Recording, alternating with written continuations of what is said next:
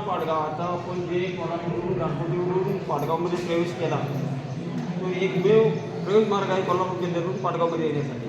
बाकी हे गाव पूर्णपणे चारी बाजूनी कड्याने आणि डोंगरदऱ्याने वेढलेलं आहे. भाऊ शांत आहे का? कोल्हापूर जिल्ह्यातलं शेवटचं गाव. इथं कोल्हापूर जिल्ह्याच्या सीमारेषेवर तुम्ही आहात. इथून सिंधुदुर्ग जिल्ह्याची हद्द सुरू होती. इकडं 2 किलोमीटर गेला सिंधुदुर्ग जिल्हा, इकडं चारी बाजून कुठे 2-2 किलोमीटर सिंधुदुर्ग जिल्ह्याची हद्द आहे. कोकण हा कोकण जिल्ह्याला आमचे गाव हे पूर्ण माझं नाव आहे धर्माजी महादेव कांबळे. धर्माजी नावाची माणसं कमी असल्यामुळे म्हणजे ते नाव सरावात नाही, बरोबर ना? किती लोकांनी यापूर्वी धर्माजी नाव ऐकले? तर माझं इंस्टा आहे सांची हनी ऑर्गॅनिक फार्म आणि यूट्यूब आहे सांची हनी. म्हणजे जर तुम्हाला अधिक माहिती माझ्याविषयी किंवा मी जे काम करतो याविषयी तुम्हाला जाणून घ्यायचं असेल तर तुम्ही याच्यावरती सर्च करू शकता. 5-10 मिनिटात तर मी सांगून संपणार नाही, कारण हा मोठा इतिहास आहे. तर माझं गाव आहे मधाचं गाव, पाटगावपासून एक 5 किलोमीटर अंतरावरती अंतूर ह्या छोट्याशा गावामध्ये मी राहतो. गेली 15 ते 20 वर्ष मी गवंडी काम करत होतो. काय काम करत होतो? आणि आत्ता सध्या मी पूर्ण वेळ मधमाशा पालन आणि त्या मधमाशांच्या पासून उत्पादन घेऊन माझा उदरनिर्वाह चालवतो. तर गेल्या 15-20 वर्षात जे काही मला जमलं नाही ते या 2-3 वर्षात अगदी जमलं, असं मला म्हणजे आवडीनं सांगायला आवडेल. आता मी काय उपजीविका आणि कशी करतो तर मधमाशा कुणी बघितले इकडं 4-5 इकडं किती प्रकार असतात मधमाशांचे? जरा शांत आणि उत्तर देणाऱ्याने एकट्याने सांगा. मधमाशांचे प्रकार किती असतात? किती? 2 3 2. तर मधमाशांचे आपल्या भारतामध्ये 5 प्रकार आहेत. किती? 5. आपण जे बघतो म्हणजे मोठ्या झाडाला किंवा मोठ्या इमारतीला लागलेलं मोठं एकच पोळं असतं, ह्याच मधमाशा आपण बघितलेले आहेत, बरोबर ना? किंवा शेतात छोट्या झुडपाला असं एखादं काढलेलं मोठं पोळं असतं, अशा मधमाशा आपण बघितलेल्या आहेत. तर ह्या 2 प्रजाती उजेडात राहणाऱ्या आहेत म्हणून ते आपल्याला बघायला मिळतात.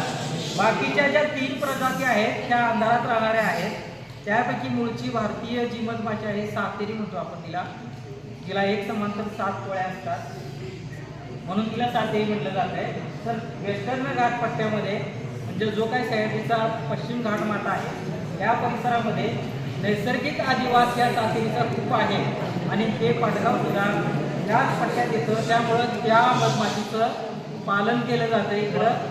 आणि खूप आधीपासून मला वाटते 1945-46 पासून इकडं मध काढणे, मधापासून म्हणजे काही प्रोडक्ट मेन घेणे किंवा मधमाशांच्यापासून मेन घेणे, मधमाशांच्यापासून मध घेणे किंवा मधमाशांच्यापासून मधमाशा घेणे अशी वेगवेगळे प्रोडक्ट या परिसरात काढले जातात.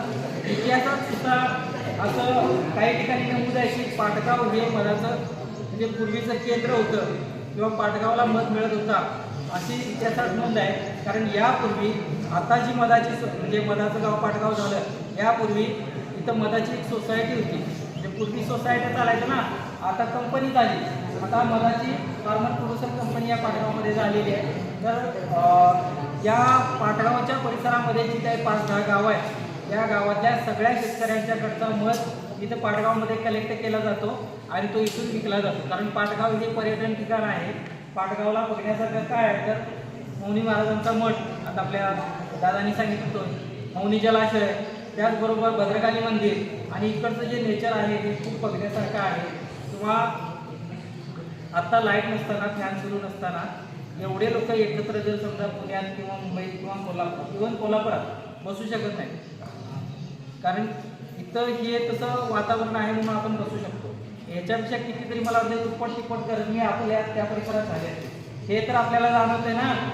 तर हा परिसर अगदी निसर्ग संपन्न आहे आणि गेल्या 5-10 वर्षात मी मधमाशी पालन आणि त्यापासून निघणारे प्रोडक्ट म्हणजे मध असेल, मेण असेल, पोलन असेल, प्रपोलिस असेल, ऑइल जेली असेल, वेनम असेल, असे वेगवेगळे पदार्थ आम्ही त्याच्यापासून घेतो आणि त्या ह्याच्यापासून आमचं उदरनिर्वाह चालवतो.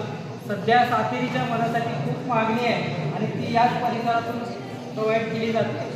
जितकी मागणी आहे तितका मध आम्हाला मिळत नाही आहे. आता जर एखादा टॉपिक असेल बाबा याच विषयावरती बोला तर भरपूर काही बोलता येईल. तर जनरली सांगायचं म्हटलं